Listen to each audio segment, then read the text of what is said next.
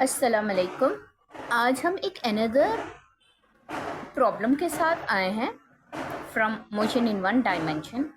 इस प्रॉब्लम में हम ये सीखेंगे कि ग्राफ किस तरह से प्लॉट किया जाता है।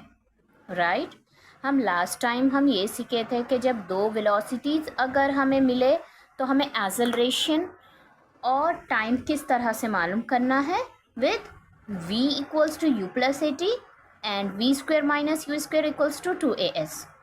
और हम डिस्टेंस किस तरह से मालूम करेंगे s equals to U T plus half A T square. यहाँ पर हमें अब एक ग्राफ प्लॉट करना है in between speed and time. See here हमें पहले ना y एक्सेस उतारना होगा और फिर हमें यहाँ पर x एक्सेस उतारना होगा। सी y axis and x axis. It is our y axis and this is our x axis. Now अब हम ये देखेंगे कि हमें राइट क्या है, एक ट्रेन। मैं आपको इससे पहले भी बता चुकी हूँ कि प्रॉब्लम को पूरा from starting to the full stop हम नहीं पढ़ेंगे वरना हमें कंफ्यूजन होगा।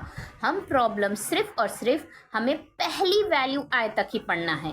ए train starting from rest, so this is our rest point 0। यहाँ पर हम आ चुके हैं। अब यहाँ से ये स्टार्ट होती है picks up a speed of 20 metre per second in 200 second. Right हम यहाँ पर हम लेंगे स्पीड, वाई एक्सिस पे हम स्पीड लेते हैं और एक्स एक्सिस पे हम टाइम लेते हैं। मैं बताऊँगी हम टाइम एक्स एक्सिस पे क्यों लेंगे, पहले हम प्लॉट कर लेंगे graph, then we will see. और यहाँ पर अब स्पीड पिकअप हुई है, चेंज हुई है, मतलब बढ़ी है from 220 metre per second in 200 second. मतलब ये है कि 200 सेकेंड में 20 मीटर तक चले गया।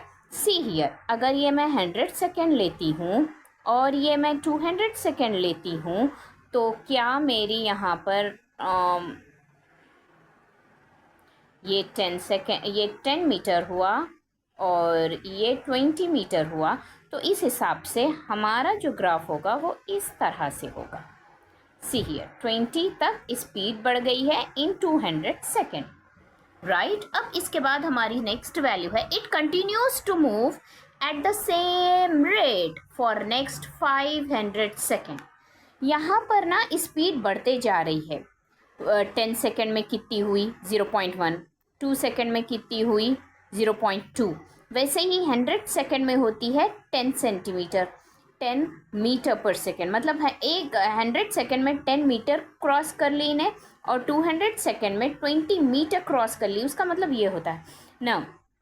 अब यहाँ पर हमें ये देखना है कि अब सेम स्पीड से उसको चलना है। अगर मैं इसको इस तरह से आगे बढ़ाऊँ तो ये गलत होगा। क्यों? इस तरह से स्लैंटेड ग्राफ जाने का मतलब ये है कि यहाँ पर वेलोसिटी चेंज हो रही है, बढ़ रही है वेलोसिटी। राइट वेलोसिटी बढ़ रही है, मगर हमारे क्वेश्चन में दिया है that same rate, same velocity, same he move हो रहा है। तो हम क्या करेंगे, हम इसे इस तरह से नहीं बल्कि हम इसे इस तरह से लेंगे in for the next 500 second. For the next 500 second का मतलब होता है 200 प्लस 500 क्या होगा, यहाँ पर हमें 700 आ जाना चाहिए, 700 सेकेंड। तो ये हमारी जो ग्राफ है ये गलत है, ग्राफ ये सही नहीं है।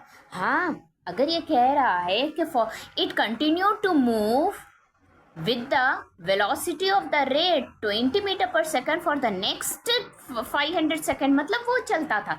हम और 500 सेकेंड तक ना यहाँ बढ़ाते थे, यहाँ तक हम ला लेते थे, मगर ये बोला है कि नहीं वेलोसिटी चेंज नहीं हो रही है, सेम है वेलोसिटी, मतलब 20 पर ही चल रही है। तो हमें 20 के ही लाइन पे रहना है, यहाँ चेंज नहीं होना है हमें। राइट अब उसके बाद ये हमारा 20 का ग्रुप हो गया है।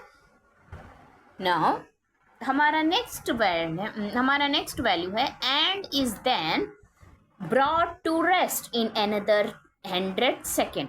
अब इसके बाद क्या हुई, ये ट्रेन फिर से अब रेस्ट पे आ गई। रेस्ट मतलब ये जीरो वैल्यू, तो अब यहाँ पर फिर से इन्हें रेस्ट पे आ चुकी है। इन द नेक्स्ट 100 सेकेंड, इसका मतलब 700 plus 10 is 100 is nothing but 800 second. This is how we have plot, हम एक ग्राफ प्लॉट कर चुके हैं इन बिटवीन स्पीड और टाइम। मैं पहले भी बता चुकी हूँ कि हम ये पढ़ेंगे बाद में कि हम स्पीड को y पे क्यों लिए और टाइम को x पे क्यों लिए। See here, time doesn't depend on anything. Actually हम y एक्सिस पे क्या लेते हैं, हम y एक्सिस पे हमेशा डिपेंडेबल वैल्यूज़ लेंगे, ऐसे वेरिएबल्स जो डिपेंडेबल हो, डिपेंडेबल वेरिएबल्स, हम हमेशा डिपेंडेबल वेरिएबल्स लेते हैं। और x एक्सिस पे हम हमेशा इंडिपेंडेंट वेरिएबल्स लेंगे। इंडिपेंडेंट मतलब वो किसी पर भी डिपेंड ना हो, इंडिपेंडेंट वेरिएबल्स। तो इस हिसाब से टाइम ऑलवेज इंडिपेंडेंट होता है। आप कभी ये देखें कि 1 घंटा जल्दी गुजर रहा है, 1 घंटा देर से गुजर रहा है, या फिर कोई दिन में 24 आवर्स हो रहे हैं, कोई दिन में 20 आवर्स हो रहे हैं। नहीं नहीं, 1 डे कंटेन्स 24 आवर्स मतलब 24 आवर्स। 1 मिनट कंटेन्स 60 सेकेंड्स मतलब 60 सेकेंड्स।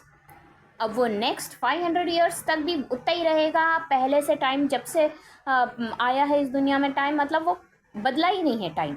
हाँ, मगर हमारी स्पीड बदलती है। हम अगर स्लो करें गाड़ी को, हम स्लो करें तो स्लो होती है, गाड़ी को हम इस रेस दिए तो ये गाड़ी फास्ट जाती है, ये चेंज होगी। मगर टाइम नेवर चेंजेस, हमें टाइम के मुताबिक चलना पड़ता है और स्पीड हमारे मुताबिक चलेगी। तो स्पीड हो गई डिपेंडेबल और टाइम हो गया इंडिपेंडेंट। इसीलिए हम टाइम को x एक्सिस पे लिए हैं और स्पीड को हम y एक्सिस पे लिए हैं। तो ये हमारे आज के लिए प्रोग्राम, आज के लिए इतना ही प्रॉब्लम लाई हूँ। फिर नेक्स्ट वीडियो में हम दूसरा प्रॉब्लम करेंगे मोशन इन 1 डायमेंशंस के लिए। प्लीज़ स्टूडेंट्स, अगर आपको मेरा ये एक्सप्लेनेशन का तरीक़ा सब कुछ अगर आपको समझ में आता हो, प्लीज़ मुझे लाइक दीजिए, मुझे सब्सक्राइब कीजिए, सो डैट मैं इंस्पायर हूँ आपसे और मैं और भी वीडियोस बनाऊँ। Thank you, bye bye, take care.